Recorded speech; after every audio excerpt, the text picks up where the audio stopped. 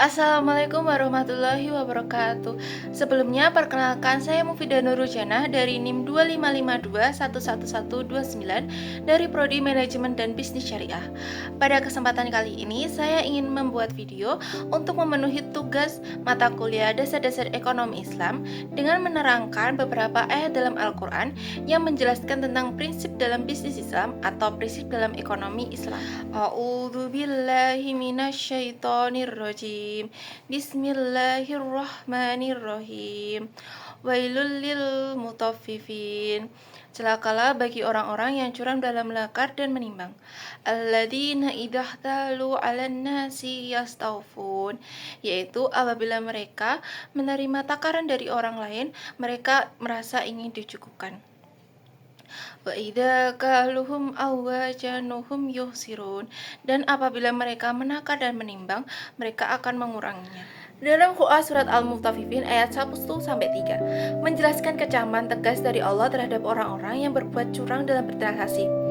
Ayat ini menyebutkan bahwa kecelakalah bagi mereka ketika menerima takaran dari orang lain, mereka ingin dipenuhinya dengan syarat sempurna, tetapi ketika memberi kepada orang lain pula, mereka justru menguranginya. Ini menunjukkan bahwa Islam sangat menolak segala bentuk penipuan, pengurangan timbangan, memanipulasi kualitas, atau ketidakjujuran dalam bisnis. Ayat ini menegaskan bahwa keadilan adalah fondasi paling utama dalam Islam, dan kecurangan sekecil apapun merupakan dosa besar yang dapat merusak kepercayaan masyarakat, serta menghancurkan sistem ekonomi secara luas. Karena itu, seorang muslim harus menempatkan kejujuran dan amanah sebagai akhlak utama dalam ketika setiap kegiatan bisnis. Bismillahirrahmanirrahim. Ya ayyuhalladzina amanu la ta'kulu amwalakum bainakum bil batili illa an takuna tijaratan an taradi minkum. Wala ta'tulu anfusakum innallaha kana bikum rahima. Artinya, wahai orang-orang yang beriman, janganlah kamu saling memakan harta sesamamu dengan jalan yang batil atau tidak benar, kecuali dalam perdagangan yang berlaku atas dasar sama suka di antara kamu, dan janganlah kamu membunuh dirimu, sungguh Allah Maha Penyayang kepadamu. Dalam Quran surat An-Nisa ayat 29 menegaskan larangan keras untuk mengambil atau memakan harta orang lain dengan cara yang batil atau tidak benar.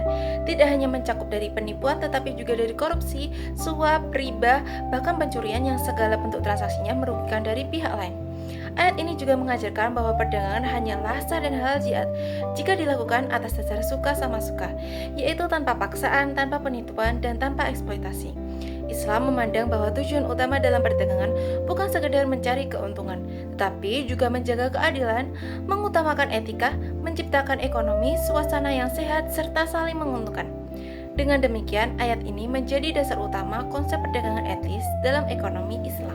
Jika kedua ayat digabungkan, keduanya menegaskan bahwa dasar ekonomi Islam dan bisnis Islam dibangun atas dasar prinsip keadilan, kejujuran, amanah, dan larangan mengambil harta dengan cara yang tidak benar atau batil. Islam mendorong setiap muslim untuk berbisnis secara bersih, transparan, dan saling ridho, karena ekonomi yang adil akan menciptakan masyarakat yang damai serta penuh keberkahan. Nilai-nilai ini bukan hanya sebuah aturan hukum, tetapi juga pedoman akhlak yang membentuk karakter seorang muslim ketika bermuamalah.